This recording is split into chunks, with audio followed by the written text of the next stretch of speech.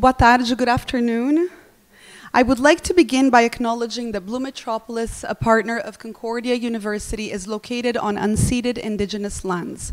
The Ganyangehaga Nation is recognized as the custodians of the lands and waters on which we gather today.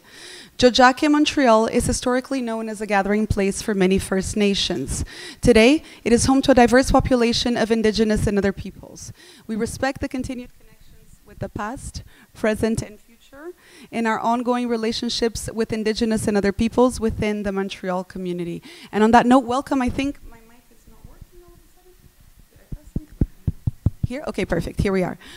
Então, boa tarde. This is a talk with Brazilian literary star Julián Fuks, who's a journalist and a writer. It's an introduction. It's Julián's first time here in Montreal in Canada, I think, also. And the idea is that we're going to talk a little bit about his books and to really introduce you to the world of Julián, who's a genre on its own. I mean, Julián's work really defies genre on many levels.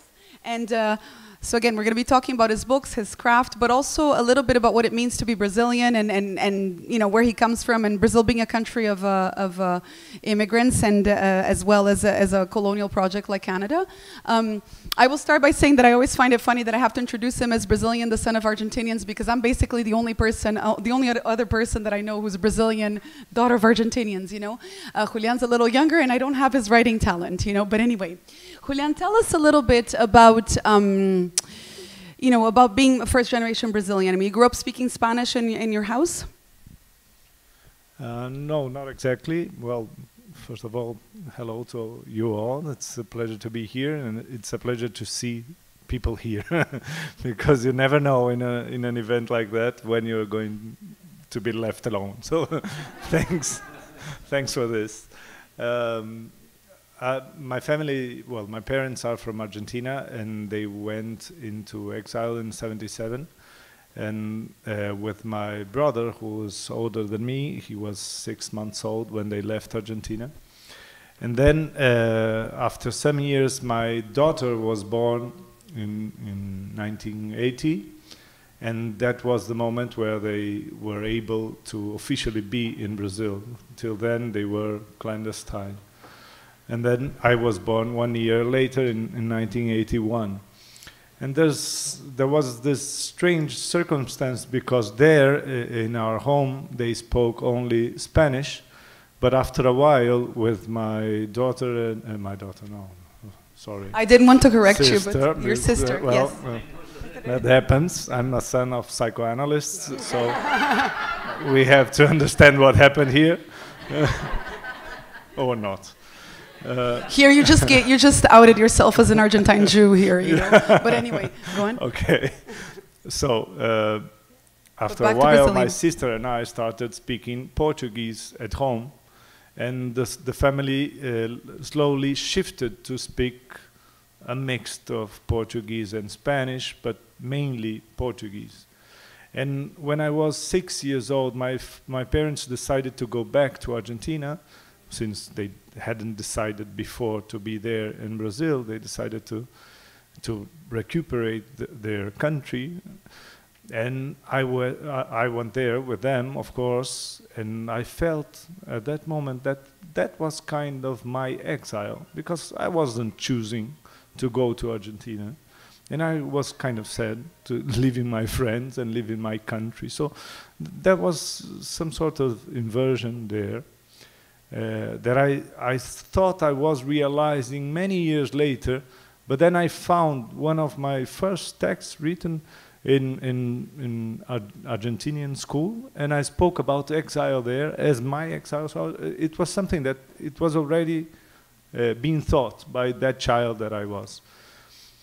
But I was speaking about language, and there in Argentina, after maybe 1 year and a half, we started speaking Spanish at home, my sister and me as well.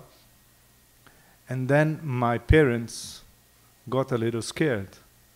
My mother tells, I thought, well, I'll have Argentinian children. I'm not ready for that. She wasn't, for a while she got insecure.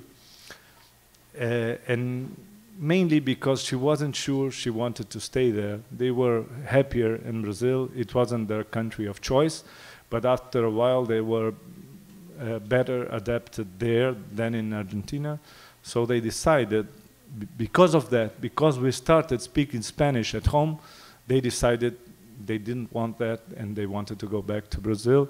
And in 1990 we went back, and then Portuguese became the official language. Thank you, Julián. Where did you learn English? English, studying in English. No?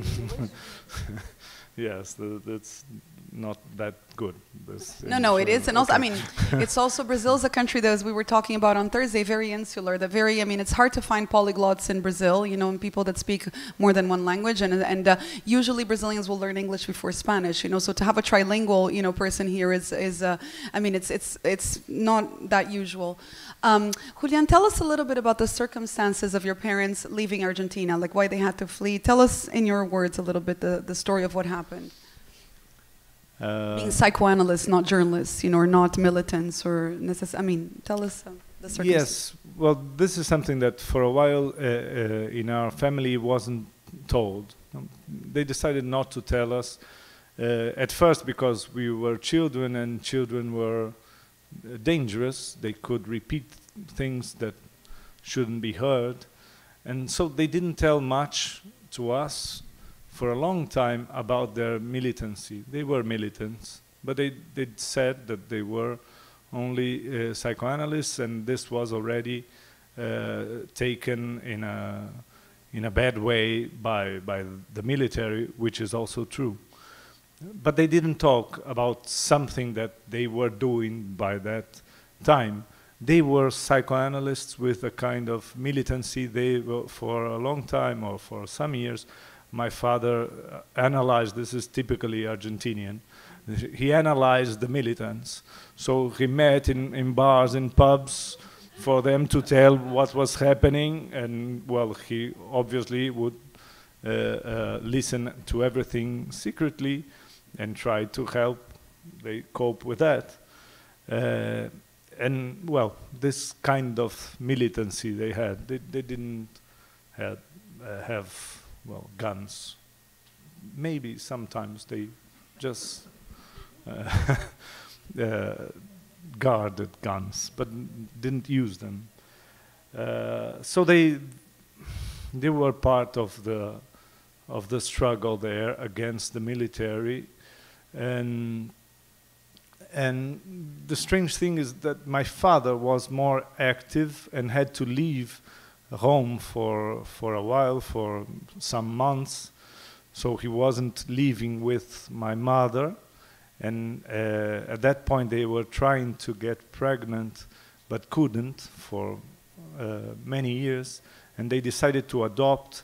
And when my father was out of home, clandestine, in going from one house to the other, in Argentina they had these keys that they exchanged. Everyone had other one's keys, so they could use other apartments and protect themselves like that. So he was out for a long time, and then they were able to adopt illegally my brother. And when they were able to adopt, they had a small baby at home. He went back. It was impossible not to go back. He couldn't live like that anymore, and they started living in the same apartment, their apartment. But after a while, my mother's ex-chief in a hospital where she worked was arrested and disappeared for 1 month. And one night when they were asleep, this guy called and said, "Come here right now." They went to their apartment with my brother, that had at that point 6 months old, and he said, "Well, you have to go out of the country now. Just go. You don't have time to get anything. Just go, because they asked about you, and you are the next ones." So they left. They went to Uruguay by car, and there they got into a plane and went to Brazil. the idea was not to stay in Brazil, but they couldn't get to an agreement between them, because my father wanted to go to Mexico and continue fighting there with other groups, and my mother wanted to go to Spain to, well, get on with her life and start a new life there. So they couldn't get to an agreement, and they stayed in Brazil, and that's why the entire family lives there now. I don't remember if it was that the question. I'm just no. That's exactly what I mean. Everybody's forgetting the questions today. It's really funny, and it's a recurrent theme. I think it's a pandemic brain. Fascinating, Julián. And do you remember when you first learned about this story, about your origins, about the arrival? See, because in my case, it was an economic mobility. My parents were transferred to Brazil, so there was no secrecy. It was actually part of it was a huge pain that stayed with them. They always wanted to return. In fact, they finally did, and because they could in 2005, but they left in 1970, and so between 1970 and 2005. But again, there was no secret, or there was no danger. You know, in your case, there was. You know, I'm saying that because this was a very, very defining part of my identity. The fact that my parents were from Argentina, and again, I was the only person that spoke Spanish in Campinas, you know, in my group. I mean, like, other than, not the only, but there were like 4 or 5, you know. And anyway, tell us, Julián, like, when your first memories of learning the story, and when did you learn the full story? Like, at what point did you realize it? I think, well, some of this was known and told commonly during our dinner, but some of this wasn't. So they decided to tell parts of it. So the part of going away through Uruguay, this one I knew, but the part of that in the middle of the night, that call that was menacing them, they didn't tell that part. So it was always a kind of a choice they made arbitrarily. And if I spoke with my mother, she would tell some parts of it. And if I spoke to my father, he would tell other parts. And I started, well, creating this idea of the entire thing, but never knowing everything. You know? We never know everything about anyone's past. And at some point, I decided I would write about this. And it wasn't to write about this, it was, well, now I'm talking about resistance, this book that is exactly, here. I mean, it was my leading question, and okay, that's it, you're going exactly where I wanted you to go. You want to... No, go ahead, that's exactly what I was thinking about. Resistance at first wasn't about this experience of persecution and violence and exile. It was about my brother's adoption.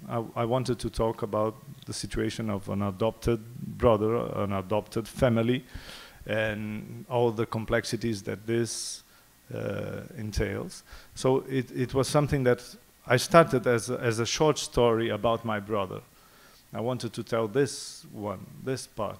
But it's impossible not to consider the circumstances of this adoption, and he was adopted in December of 76 in Argentina, during this time in the lives of my parents, and in an epoch when the military were kidnapping small babies, and what was discovered later, a few years later, that, well, many of these illegally adopted babies could have been kidnapped from militant parents. So it was impossible to talk about this adoption without talking about my parents' situation at that point and this story of fleeing Argentina.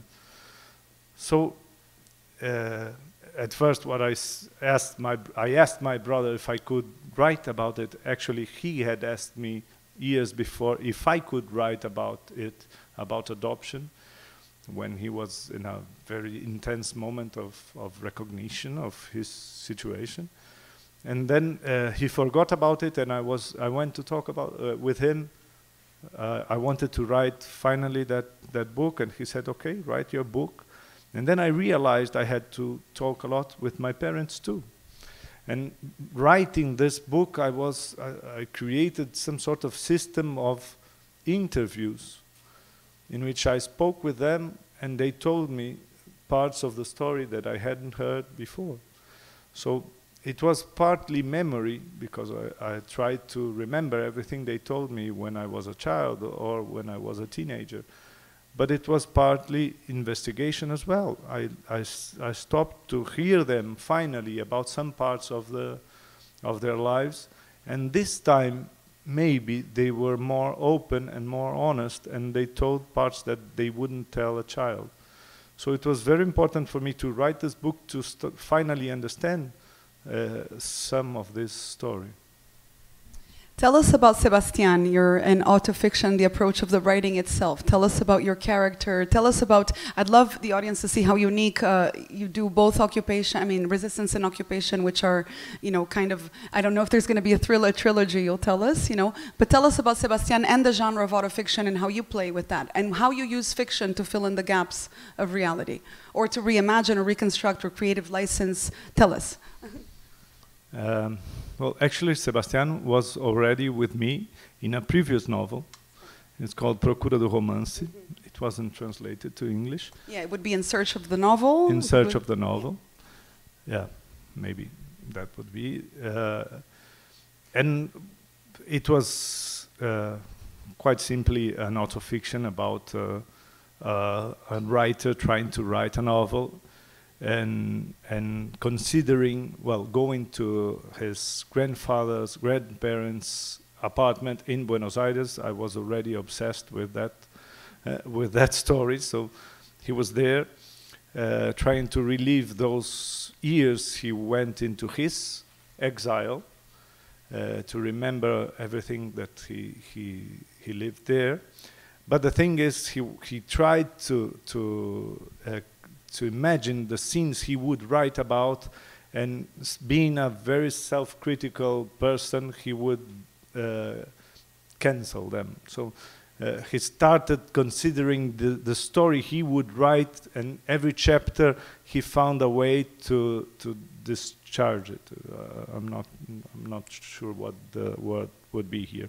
So, but this is the movement of this previous novel. It's a novel where in the ruins of a novel that Sebastián didn't write, I grasp my own novel. So I write this novel that he couldn't. And then this was it took me a long time, 4 years to write.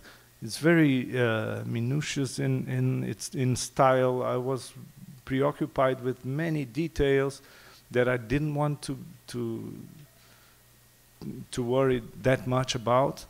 I was very obsessed with minor things of style, and it took me a long time and a lot of work to write. When I finished, I was done. I felt I couldn't write anything else anymore.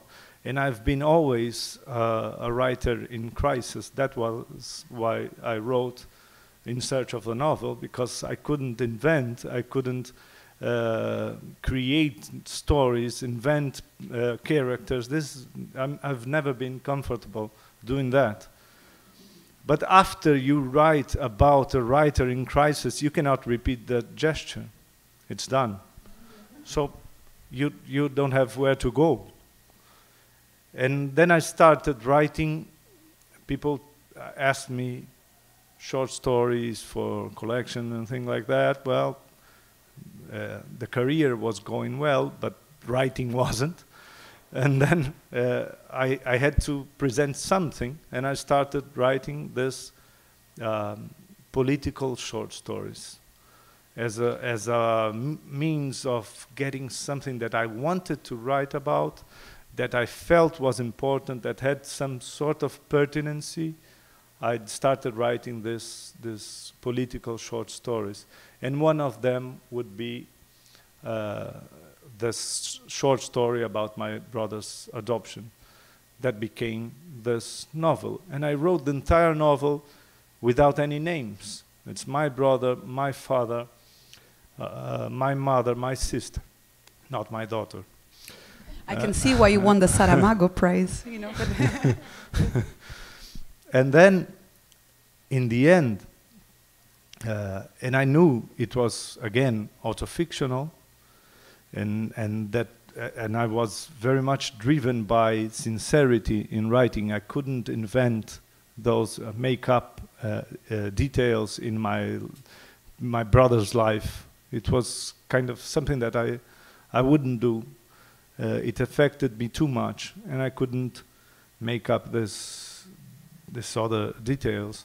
So it's the most precise recount of my life or our family's life that I could do. Even though when you write, it becomes something else, and memory fails you, and language betrays you, and then betrays you, and then it becomes something else. I knew that, and this is considered during the novel. But in the end of it, and after this process of interviews with my parents and writing about it and giving them the chapters that I wrote, and them reading it and saying, well, it wasn't like that, you got mistake here, it's not this detail, you just invented, you say that you don't, but you did. And so it was this process that was very intense. And in the end, I knew I had to incorporate it to the novel.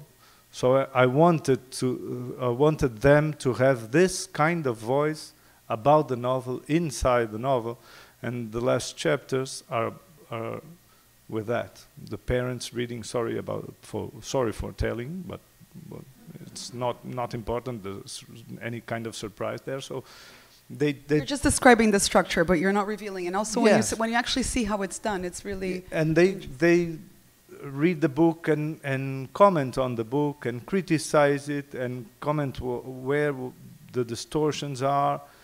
And at the end, when this, I should reveal that the one who wrote this book was Julián, I couldn't. When my father says, well, okay, we accept this book, you did what you had to do, Julián, I couldn't write this name. It wasn't Julián. It wasn't my book. And that was the moment I realized that this one was a Sebastián book, that my writer from the previous novel had written this one, and it was in fact fiction and not autobiography and not a telling of my family's story. It had many inevitable traces of fiction that went on there. And then he says, this father says, you did what you had to do, Sebastián. And then I saw that Sebastián was with me and he would continue with me. And from the beginning I knew when I wrote Occupation that he would be the writer there. He would be one of the main characters there. Thank you, Julián. Let's go a little bit into the political aspect of the book within the literature. Let's stay also within the literature, but also about the book. The book was also, I mean, if you want to share with the audience also during the voting for the presidential elections of 2018, that people as signs, the voters would be carrying books in line to sign. I thought, I voted myself at Westmount Square, and it was really interesting to see the choice of books that the resistors of Bolsonaro were bringing. If you want to tell that story and tie it up to the larger theme of resistance also as well, if you want to share that. Yes, the thing is, it was not supposed to be, for me, a political book at first. But when you start telling all the stories, it becomes political. And I was thinking also, when I hear the stories of my parents and their militancy, it's impossible not to wonder what kind of militancy and political act would be pertinent today for a guy like me. So I always admire them for doing what they did, for the parts that I heard about. It was something that made me proud in a strange way, that I questioned myself. Why am I proud of this exactly? But I was. And now starting, well, my generation for a long time didn't know what to do, how to act, and how to have any kind of intervention in a political discussion, in a political situation. So I started wondering if I could just ask questions and tell stories, and this would be a kind of intervention. And this is part of the interrogations that the novel itself does, that Sebastián does to himself. What kind of political action a writer can have, and anyone in this point, at this moment, when we reject totally getting guns and going to the streets. Guns aren't anymore and shouldn't have been ever any kind of political intervention. So I cannot do what my father did. I cannot hide guns under my bed. It doesn't make any sense. He gets really uncomfortable when I tell this, because he said, well, I did hide guns, but not under the bed. This wasn't something that you did. Never do that. So, okay, fine. But in Brazil, it got quite clear, and it hasn't been clear. Well, it has been very evident since then that guns are parts of the other project, and they went to vote. The people from Bolsonaro went to vote with guns. They couldn't. They are not allowed. But they took photos, took pictures doing that. And the way of answering was going to vote with books. And it was a beautiful movement, even though we lost. It was nice to see that people were going to vote with books. It was very clear what we had, the difference that we had from one project to the other. But the thing is also that my book Resistance was published in 2015, and this is a very critical moment in our political history, because it's when we start to have the impeachment movement, trying to get Dilma away from her legitimate presidency. And what we had is evidently a democratic rupture. And so publishing a book that was very well read at that point, that was called Resistance, was kind of a way of saying we should resist. And I got read like that, like a political writer, and I was invited to participate more and more in this political life and to intervene the way that I could. So it was kind of an invitation that was important to me, and that I decided to accept. Yes, okay, let's do that. And that's why I talked about occupying literature during this event yesterday, because I started considering this idea that literature could become more political at some extreme moments, at some moments of radicality, on some moments of urgency. We accept that streets are occupied and become something else and have another function. We accept that squares are occupied and have another function. We should accept that literature can be occupied and have another kind of use for a while. People go away from the streets, go back to their homes, and then the streets go back to being streets. And literature can be like that as well. Everyone, after a while, after a moment, we can again write the same stories that we were writing before. No problem with that. But in these times, in a country like Brazil, with Bolsonaro in power, the idea is that everyone, in every means they can, has to do something. And if you are a writer, your literature will be affected by that. It's impossible not to be. Tell us about the project of occupation, without the spoilers, but just the structure, and also the return of Sebastián, and also Minha Couto, a little bit about, tell us about occupation. So then, I've always been this auto-fictionist. I write about these stories that are happening to me and around me because I can't make up others. But I wanted the novels not to be narcissistic, that much narcissistic. I wanted not to talk only about myself.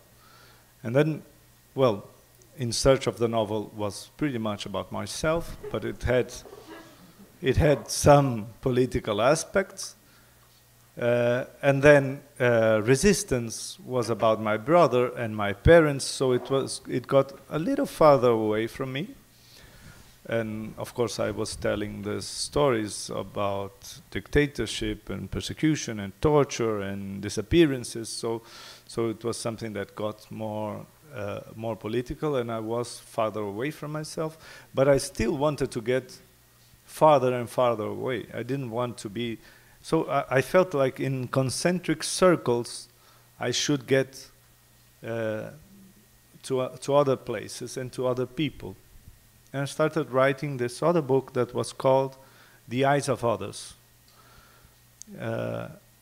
While I was starting that book, I got invited to participate in an artistic residency in a homeless building in the center of São Paulo.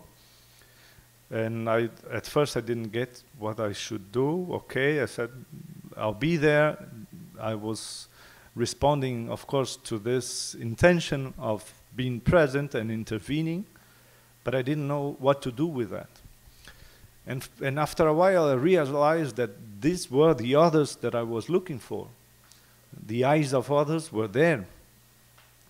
And this building is very packed with life. There's life everywhere, and for people coming from many places inside Brazil and outside Brazil, refugees from Syria, from Haiti, from Congo, this is a very vivid place that was pretty much contrasting with the building where I live. There you have 15 stores without any elevator, so people would bump into each other on the escalators. And in my building, meanwhile, you just press your button, everyone is silent, you find your neighbors, and you don't say a word at all. And that was a very different place there, full with life. And I wanted to tell something about that. So that became my story. At the same moment, many different occupations. This building occupied by such amount of life, but also my wife, who was pregnant and occupied by a different body, and this became a part of the story I wanted to tell. And my father, who was hospitalized by then with a very serious situation and occupied by disease. His body was occupied. I started thinking about that, everything related with occupation. And then I realized I wasn't writing The Eyes of Others, I was writing occupation. That was pretty clear. And they were very much related, these two novels, with the same main character, Sebastián. And both the novels wanted to say how particular individual lives are touched by political movements. What I saw before in my parents' experience, which was pretty much touched by Argentinian political decisions, I saw then later in Brazil, in my time, to all those people that lived in that building. Because while I was there, all this movement, this political turmoil that took over Brazil was happening and was affecting very much their existence. They started being persecuted themselves. Some of them were arrested because of some sort of militancy as well. So it was something that was happening before my eyes and that I wanted to tell. there's this shift. Now I'm not talking about Argentina anymore. I'm talking about Brazil. Finally, as a writer, I arrived in Brazil, because till then I was writing only about Argentina, more or less. And then I was talking about the present and not the past. And still, it was the same project, the project of wondering how individual lives are touched and affected by political major decisions. Thank you, thank you so much, Julián. Let's talk of, this is my final question, then I invite everyone to think of questions to ask Julián. I'm sure there's many. There's also some some of our headliners are in the room, so if you could also ask Julián, if you start thinking questions. Let's talk a little bit about the books themselves. These particular 2 editions by Charco Press, was an amazing publishing house based in Edinburgh in Scotland that brings you some of the finest titles in Latin American literature today. The translations are masterful. Both of the books have been translated by Daniel Hahn, and I wanted Julián to tell us a little bit about the translation of Portuguese, of finding yourself, your voice in English, and these books. How were they received in the Anglo world by the press? I mean, how was the process of translation? Tell us about these 2 books in English and how they serve, to promote your writing also here. And again, and also nudging everyone to go upstairs in the bookstore and get a copy, because Carolina needs to pay for her children. I'm kidding. The publisher is a really good friend, and the work that she does is amazing. So please go ahead. But she does. I mean, we do have to make money, so buy the book. Go. And so does Julián, has to get commission. Go. I was very lucky for being introduced to Carolina Orloff in Charco Press, and she was very enthusiastic from the beginning. With resistance, occupation didn't exist then, and she chose the perfect translator, Daniel Hahn, who, well, we have much in common, and he does too. He's a son of one Argentinian father and a Brazilian mother, so he related a lot with the story, but he lives in London for a long time now. So, well, he's British. And he's very meticulous in the way he translates, and I'm very meticulous in the way I write. So it was a good match, I felt. You know, he does consulting me many times. He sends me his first drafts, and puts a system in which I can choose words. So this one or this one, and comment why on the side. It was nice. And many times, after a while, I say, well, just choose your word, because he knows better than I do. I can translate myself in Spanish, for example, but I think he does better, because I don't live in Argentina. I translated myself.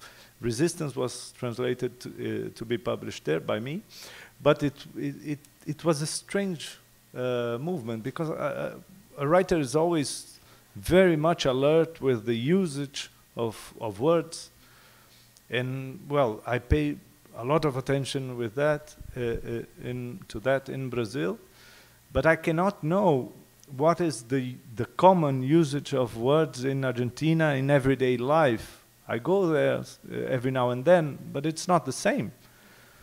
So it's not the best choice. And sometimes I prefer a word over another word in English too, and I can say why, but the final decision is his, because he knows it. He knows better than I know, and this is a lot better. Sometimes I don't recognize myself here. It's kind of, it's not an easy process to be translated. The better you know a language, the more it gets, you suffer.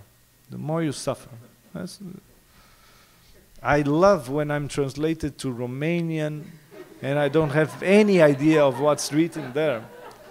But in the language I know a little, it becomes something that problematic, because you see meanings and sounds being lost. I know that meanings and sounds are being gained as well. So he does something that, well, people congratulate a lot. Well, that's also one of the things that Carolina does. As you notice, she prominently features the name of the translator right underneath. This is a format for all the Charco books. So it has a title. They're beautifully designed. They're very light and they're very butter. I mean, I love these books so much. And just so you know, I mean, without these books, I could not do my job because we couldn't have him here. You know, what's the point of bringing Julián if you cannot read him, if you can't read him in Portuguese? And the name of the translator is always featured on the cover as well. That's part of the Charco mandate or the Charco idea. And you asked about the reception in yes, newspapers, and the reception and everywhere they comment on the translation as well, and they comment with many compliments. So I'm very satisfied with this translation, and it's strange, the reception of books in different countries. They vary a lot, the way that they look to your book, the things that they emphasize when they read it. I think in English culture, what was commented more than I expected was the way that the novel comments about itself, and that it's more than auto-fictional, meta-fictional. This was very much present in the critics that I received. And it was strange because that was the novel where I gave this up in search of the novel. It was very present. That was the core of the novel. But here it became subtle and only present here and there. But to English readers, this was important, more important than I imagined. And you see that, well, it varies according to the culture, the literary culture in every place. And of course, in a way, in a sense, what we realize is that we'll never understand exactly what others think about us and what we think about others. There's never this sort of connection and understanding. We just try. I try to say things that would make sense to you, but possibly we are not understanding each other at no point. Julián, I have so many more questions, but let's give the audience a chance. You know, if anybody would like to ask a question, raise your hand. I have the light in front of me. You have a question? No? Here? Someone in the back? I can't see. Yes? Very interesting. I've never read your books yet, so my question might already be in your books. As you travel more and more, and you see sort of because you seem to talk a lot about write a lot about the political implication on the individual in Argentina and Brazil. To what extent, as you travel and you see what's happening at the global scale, does your writing get to absorb the global shocks into how it affects Brazil and Argentina? Well, we all see that at this point in political situation, there's many, how do you say that? Transmission from one country to the other. So Bolsonaro is not a Brazilian phenomenon. He is, but he's also something else. He's also pretty much connected with the Trump phenomenon and Orban and everything that's happening in many other countries. So what I saw, and I talk about this in Occupation, is that in many ways oppression is something that comes from abroad, starting with colonialism, but going further away from there too. There are many ways in which people are being oppressed by something more systematic and more something broader than what we see in local politics. So it's something that is quite clear. And other things, when you travel and you start meeting people and you hear about their struggles, is that you realize that not only oppression is broad and transpasses oceans, but resistance does that too. So there's this sort of transmission in resistance, in the way of resisting these situations. And this is very important. We are not isolated in our struggle against Bolsonaro. We are together with many other groups and people all over the world, and this is very this is something that we have to be conscious about. When I wrote Resistance, I was living in Paris in another artistic residency, and after a while appeared an Assyrian writer there who called me out of nowhere and said, well, I heard that you write about political situations, so you write a very political literature. I want to tell you my story. And he invited me to his place and gave me a very bitter tea to drink, and started telling the most cruel stories that he lived in Syria. He was one of the leaders of the Arab Spring there, and he was arrested and stayed more than 1 year arrested, and then was authorized to leave, and in a way had to flee. I saw my parents' story again in what he was telling, and he told me lots of things. We met like 4 or 5 times, and every time he talked a lot and told me many stories. And I just heard him. I was writing about my parents and about Argentina and Brazil, and I didn't have anything to do with that. So what can I do with this that you're telling me? How can I react to everything that I heard? And I couldn't by then. So it was something that we just stayed in touch. But then I started writing this other book, The Eyes of Others, or The Other's Eyes. I don't know what would be the I like The Eyes of Others. It sounds like The Life of Others. The Eyes of Others, okay. I like it. Well, the book doesn't exist, so it doesn't matter. It's quite good. But then, when I met these people in the occupation building, and I saw all these refugees, I realized, well, here I can tell Najati's stories, and Najati was the Syrian refugee that I met in Paris. And he becomes one important character in occupation. The stories he told, I tried to retell them there, and the text that he sent me, because he's a writer, are part of what I talk about in the book. I write about reading his texts and the effects that they have in me. So it's something that, well, your question is about traveling and getting to know all these people and listening to their voices. And it was very important to me to write this book that I'm writing now, because I needed to hear him, or I don't know if I needed, but I heard him and I couldn't forget it. It stayed with me for a long time.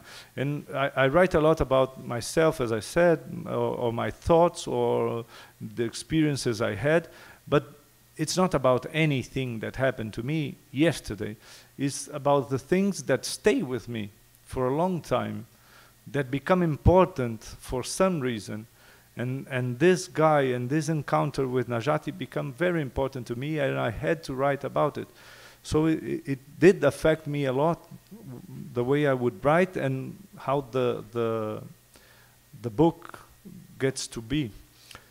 The idea of occupation, I mentioned, well, this occupied building, the occupied body and everything else, but there's also the idea of occupied literature, which is literature occupied by the present situation, by politics, but also occupied by the voices of others. So the voices that I heard at that place, at that building, and the voice of Najati that I heard in Paris many years earlier, these are the things that I wanted to be part of the book and that should occupy my writing. Thank you. Thank you, Julián. Thank you for the question. Gabriel. The situation now in Brazil is so very extreme. I mean, so really extreme. I mean, globally extreme in Brazil with Bolsonaro. And I'm just wondering, how is resistance manifesting itself at this time in the face of such extremity? And what about Lula coming back and so on? Could you comment on that? the situation is very extreme and very exhausting, because it's a kind of politics that provokes indignation every day. They do something to make you indignant every day. Indignant? No. Yeah. Every day. And this is the way they work. It's something that, in a way, could be provoking to lead you to the streets and to try to change things, but it doesn't. It makes you tired. It gets you, it takes everything that you have and that's important to you. It's draining. It's draining. That's the word. And that's why, well, I was talking about occupying literature and the necessity of literature of responding to that. But after Bolsonaro's election, I started thinking that we couldn't give up other sorts of writing, that we needed also pretty much literature that didn't talk about him and didn't talk about this situation. That was really important, that we shouldn't forget everything else and only talk about the situation that we are living currently. So it was something that I changed my view and started saying, we don't need occupied literature. We do need occupied literature. This is important, but it's only a part of it. We need total literature. A literature that could be able to talk about the totality of experience. We should talk about the past in other ways, and about love, and about affection, and about many other things that are not present in the news. Because we cannot be only responding to this terrible news every day. It's not enough. So that became another goal. Well, I had to write about this, but also about everything else, and not only me, but everyone. and it was good, because before that I was looking for people that were writing about what I was concerned about. And then I realized, no, I could read anything from any time, from any place in the world, and this could be very satisfying. This was one thing. But still, we cannot forget the situation that we are facing. In terms of elections, things are not that dramatic. Apparently, Bolsonaro will lose. The situation is quite comfortable in that sense. If nothing changes drastically, Bolsonaro will lose. But the thing is, it's obvious that he will react to that result. He's been saying about it. It's very clear. It's a déjà vu with Trump. It's very clear that he's doing the same strategy. But Brazil is very different, or Brazilian democracy is very different from American democracy. So there we have a history of coups, many coups. And Bolsonaro is a military, and he has the armed forces, how do you say that? The armed forces with him.